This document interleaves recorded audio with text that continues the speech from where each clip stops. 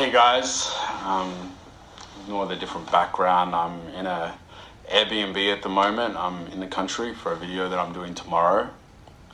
I don't even really know how to start this video. It's a video that I really didn't want to make, but I feel like I've kind of been pushed to the point where it's like enough is enough. I'm gonna talk about some things that have really been bothering me, that have been just emotionally draining.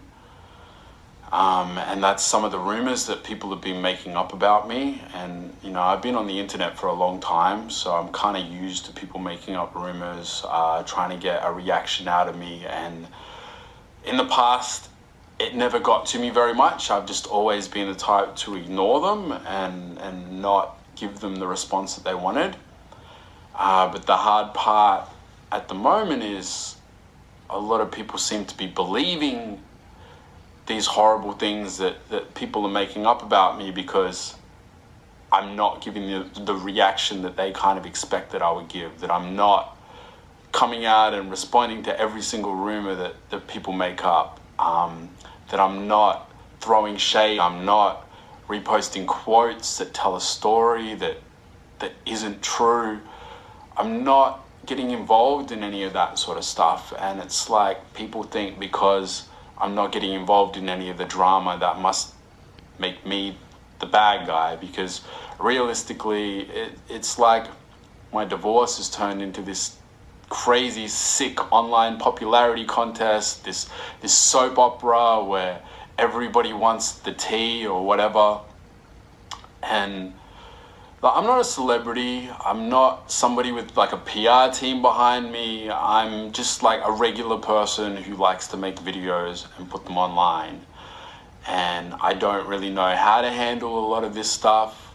So I do what I normally do around like drama. I just sort of like build a wall and kind of hide from it. Like there's been days where I've thought about quitting YouTube and just getting away for a while, because it's exhausting. But then YouTube's what I love to do, and creating positive videos is what's been helping me get through everything that I'm going through, because I truly believe that what you manifest will come true. And that's why I'm constantly focusing on positives in my life rather than negatives.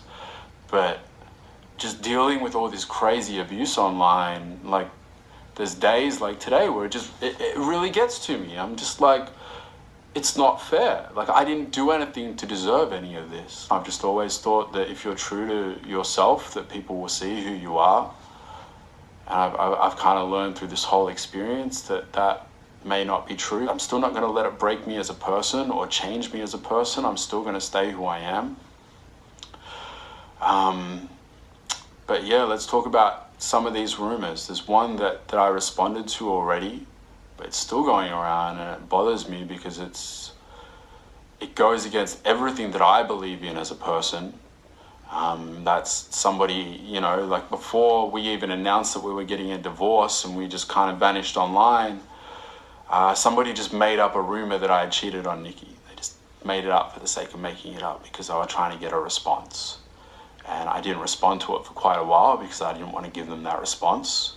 And then I finally came out and I said it wasn't true. I never cheated on Nikki, not physically, not emotionally, not any way, shape or form of cheating. That's something that I would never do in my life, something that I'm so against.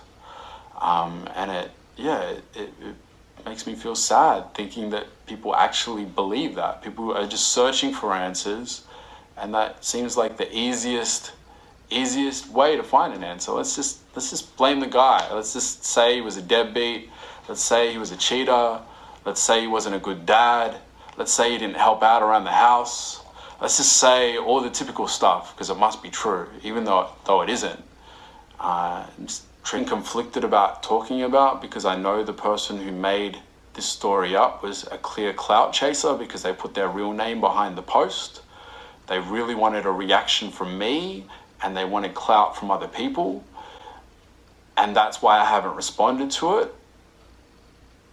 But it's just, honestly, it's made me feel sick to my stomach reading some of the comments and the DMs and the long emails that I get about it. People telling me what a horrible person I am, and people saying how it must be true. And that was this person made up a story that Nikki has an intervention order against me and that I was violent and abusive towards her. I have never, ever, ever in my life raised my hands to a woman. Not Nikki, not anyone. I've never been abusive.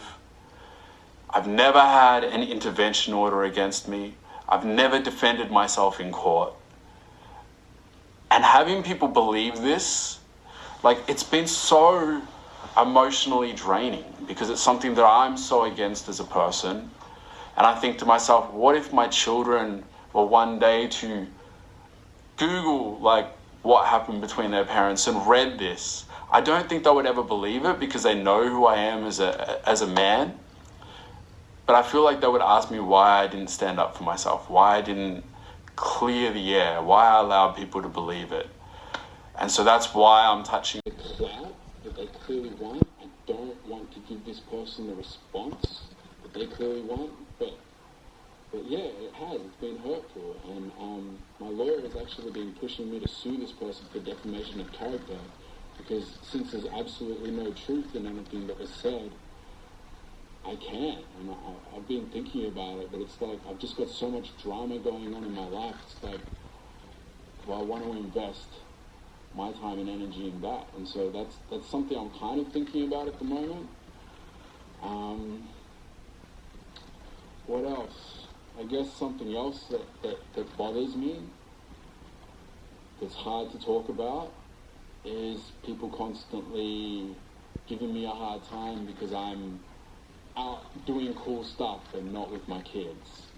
I mean, most of the cool stuff that I get to do and get to make videos about, I'm trying to do as a job.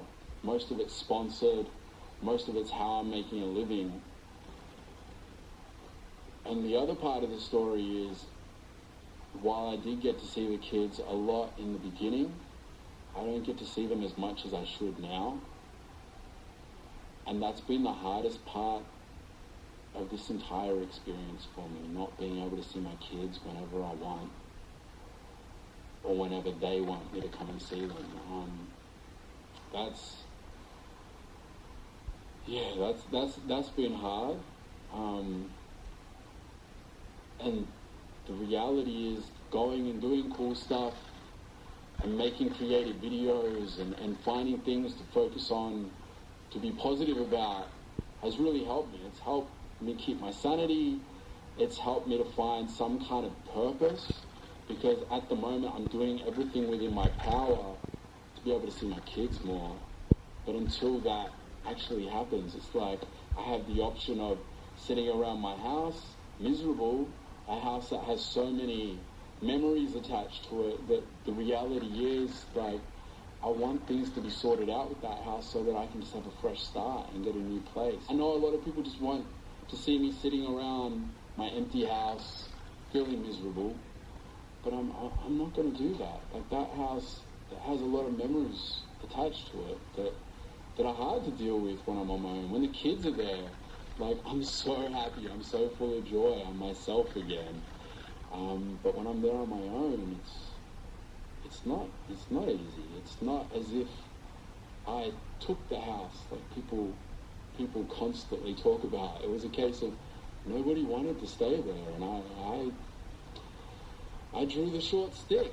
Until everything is sorted out with that house, that's where I am. Like, I'm looking forward to the day where I can just rent like a 3-bedroom house with a nice backyard for the kids, and I can start over. I can start fresh. I can make the house feel like my house, because right now it doesn't feel like my house. There's no point in spending a lot of money redecorating it when I don't know how long I'm going to be there, and I don't know if all that stuff is going to fit in the next house that I end up, so I'm just kind of stuck in limbo right now. Basically, that's where I'm at right now. That's how I'm feeling. I don't want this video to start any drama.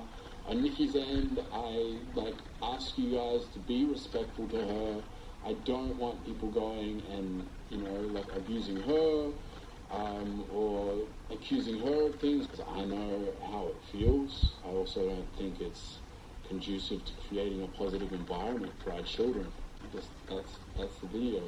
These rooms is complete BS.